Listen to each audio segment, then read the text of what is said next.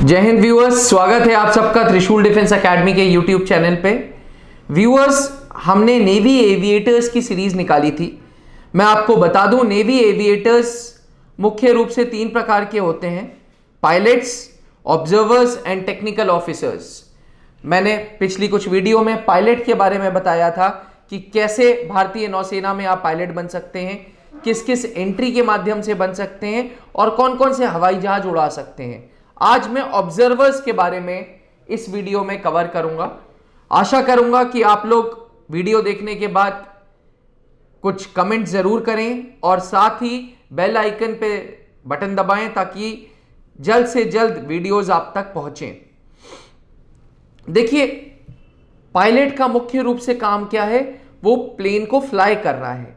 ठीक, fighter planes के case में जो 2 सीटर्स होते हैं उसमें नेविगेटर्स होते हैं और वो टारगेट्स लोकेट करते हैं, वो टारगेट्स को एनालाइज करते हैं, वो टारगेट्स को टारगेट करते हैं और उसके बाद पूरा का पूरा they are the eyes.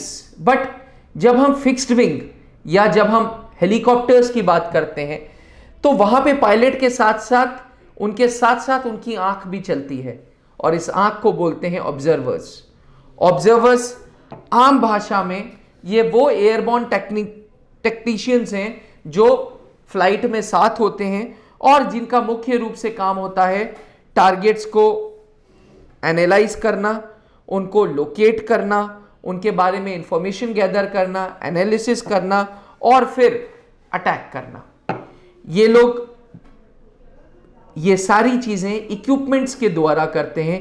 Equipments like Sonics, equipments like radars, equipments like communication equipments, ये सारे के सारे ऑब्जर्वर्स ये शिप पे भी होते हैं, ये ऑफशोर पे भी होते हैं। इनका मुख्य रूप से काम होता है कि पायलट की आंख बन के चलो।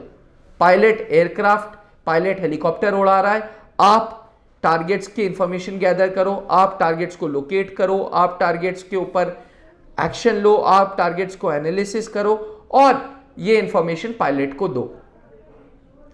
देखिए, किसी भी शरीर में अगर एक हाथ होता है और एक हाथ नहीं होता तो उसको हम फिजिकली डिसेबल्ड बोलते हैं, डिसेबल्ड या अपाहिज बोलते हैं। ऐसे ही अगर ऑब्जर्वर भारतीय नौसेना में पायलट के साथ असिस्टेंस नहीं देगा तो वो भारतीय नौसेना का पायलट अपाहिज या फिजिकली डिसेबल्ड हो जाएगा। क्यों?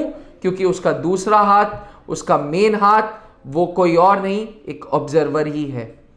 ऑब्जर्वर अगर आपको भारतीय नौसेना में बनना है तो Indian naval entrance test INET के थ्रू बनते हैं। INET का पेपर भरने के लिए या फॉर्म भरने के लिए एलिजिबिलिटी ये है कि अगर आपको ऑब्जर्वर बनना है तो आपको बीटेक होना चाहिए। किसी भी डिसिप्लिन में आप बीटेक हो सकते हो 60% के साथ में 10+2 में मैथ्स एंड फिजिक्स होनी चाहिए, साथ में इंग्लिश होना अनिवार्य है। That means you need to have BTech from AICTE qualified college. AICTE all India council of technical education वाला क्वालिफाइड कॉलेज से ही आपको बीटेक की डिग्री प्राप्त होनी चाहिए और साथ में आपके पास 60% इंटर में होना चाहिए। एज की बात करें तो 19 से 25 साल के लोग इस एंट्री को भर सकते हैं। अब सवाल यह आता है कि क्या लड़कियां ये फॉर्म भर सकती हैं? जी हां, 1992 तक भारतीय नौसेना में लड़कियां सिर्फ मेडिकल स्ट्रीम में जाती थी, बट 1992 के बाद स्ट्रीम बदली, लोगों की सोच बदली, तरीके बदले और सारे ऑप्शंस खुलने लग गए। जैसे ATC खुला, जैसे ऑब्जर्वर खुला, जैसे लॉजिस्टिक्स खुला, ये सारी एंट्रीज खुलने लग गई। और आज मैं आपको बताऊं, सब लेफ्टिनेंट रीति सिंह और सब लेफ्टिनेंट त्यागी भारतीय नौसेना की पहली 2 विमेन ऑब्जर्वर्स हैं। पायलट नहीं बोलूंगा, दे आर विमेन ऑब्जर्वर्स। ये पहली 2 वुमेन एंट्री के थ्रू ऑब्जर्वर बनी है, इसलिए इनके न्यूज़पेपर में बहुत चर्चा थी। Indian express, times of India, Hindustan times ने बहुत फोकस मारा था सब लेफ्टिनेंट रीति सिंह पे और सब लेफ्टिनेंट त्यागी पे। ऑब्जर्वर्स बनने के लिए जेंडर कोई प्रॉब्लम नहीं है। ऑब्जर्वर बनने के लिए एज 19 से 25 चाहिए। ऑब्जर्वर बनने के लिए एजुकेशन AICTE चाहिए। ऑब्जर्वर बनने के लिए बेसिक एक जील होनी चाहिए। एक बार आप INET के रिटन के थ्रू क्वालिफाई कर जाते हैं, आप SSB देने जाते हैं नेवल बोर्ड में। नेवल बोर्ड में देने के बाद आपकी ट्रेनिंग होगी, ये 22 वीक की ट्रेनिंग इंडियन नेवल अकेडमी एजीमाला में होगी। उसके बाद ऑब्जर्वर स्कूल है कोच्चिन में, वहां पे आपकी ट्रेनिंग होगी। एक बार कोच्चिन में ट्रेनिंग खत्म हो गई, एक बार इंडियन नेवल अकेडमी एजीमाला में ट्रेनिंग खत्म हो गई 22 वीक की, आप ऑब्जर्वर विंग कहलाओगे। आपको एक डिग्री मिल जाएगी, आपको एक रिकॉग्निशन मिल जाएगा कि अब आप ऑब्जर्वर बनने के लिए तैयार हो।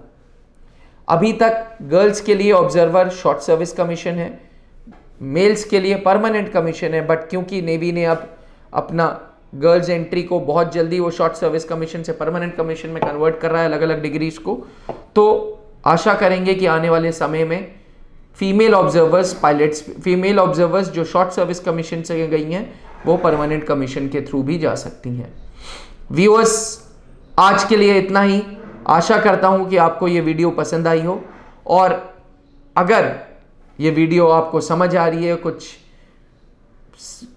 ओवरऑल सेंस लग रहा है, तो प्लीज़ 2 शब्द लिखिएगा ज़रूर। अपने दोस्तों को ज़्यादा से ज़्यादा इस वीडियो के बारे में बताइएगा, और जल्द ही हम ऑब्जर्वर क्या होता है इस पे एक ब्लॉग भी लाएंगे, blog.trishuldefenseacademy.com पे।